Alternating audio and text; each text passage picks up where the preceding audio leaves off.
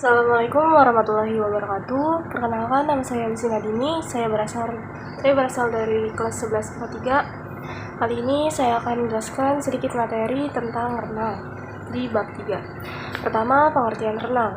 Renang adalah sikap badan mengapung di permukaan air dengan melakukan gerakan kaki ataupun tangan, dapat bergerak maju dengan bernapas secara bebas. Berdasarkan catatan BBC, renang diciptakan oleh Matthew Webb pada tahun 1975. Berikut ini adalah manfaat renang bagi tubuh. Yang pertama yaitu meningkatkan kualitas jantung dan peredaran darah. Kedua, meningkatkan kapasitas vital paru-paru. Ketiga, menguatkan otot. Dan terakhir, membakar kalori. Berikut ini ada juga hal-hal yang harus diperhatikan dalam renang. Dalam melakukan olahraga renang, ada beberapa prinsip yang harus diperhatikan sebagai berikut. Pertama, penguasaan teknik. Kedua, kecepatan berenang. Ketiga, kontinuitas gerakan. Sebelum berenang, setiap orang harus melakukan pemanasan agar dapat mencegah terjadinya kejang otot saat berenang. Setelah melakukan peregangan pada otot-otot tersebut, hal yang perlu dilakukan yaitu mandi dengan air pancuran yang disediakan sebelum masuk ke kolam renang. Melatih irama kaki, berjalan-jalan di dasar kolam dan kedalaman yang sesuai. Berikut ini adalah gaya-gaya dalam berenang. Ada 4 gaya yang ada pada renang, yaitu yang pertama ada gaya bebas atau front crawl atau freestyle stroke. Kedua ada gaya dada atau breaststroke. Ketiga ada gaya punggung atau backstroke atau backstroke. Dan gaya kupu-kupu atau butterfly stroke. Renang gaya bebas ini yang pertama ini adalah renang gaya bebas. Renang gaya bebas ini merupakan gaya renang paling mudah untuk dilakukan. Selain itu, gaya bebas ini merupakan gaya tercepat dalam renang jika dibandingkan dengan gaya lain.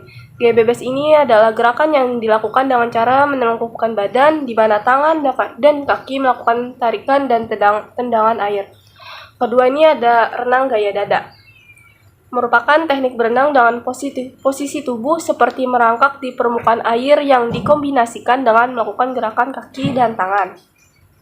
Tangan dan kaki berada di dalam air serta kepala bergerak naik turun dari dalam ke permukaan air. Dalam gaya dada, perenang dapat melihat ke depan saat berenang. Renang gaya dada kerap dikenal sebagai gaya katak karena gerakannya mirip katak saat berenang. Ketiga ada renang gaya punggung. Adalah gaya berenang dengan posisi punggung menghadap ke air dan wajah menghadap ke atas, atau posisi tubuh telentang. Gerakan gaya punggung sama dengan gerakan gaya bebas. Praktiknya tidak jauh berbeda dengan gaya bebas, karena tangan kanan dan kiri akan diangkat saling bergantian. Bedanya pada gaya punggung, wajah perenang berada di atas permukaan air sehingga mudah untuk bernapas dan membuka mata. Pada gaya punggung akan sulit menentukan arah gerak karena mata menghadap ke atas. Yang keempat itu ada renang gaya kupu-kupu. Adalah gaya berenang yang dilakukan dengan kedua lengan secara bersamaan mengayuh bergerak ke depan. Kedua tangan membentang kemudian mengepak untuk mengayuh maju ke depan. Gerakan dua tangan tersebut seperti gerakan sayap kupu-kupu. Selain itu, irama kaki juga bergerak berbarengan seperti putri duyung.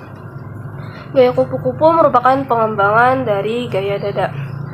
Yang terakhir itu ada prinsip berenang.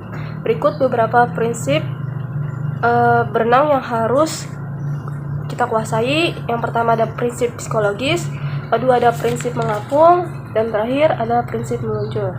Sekian dan terima kasih. Mohon maaf apabila ada kesalahan, baik disengaja maupun tidak disengaja. Wassalamualaikum warahmatullahi wabarakatuh.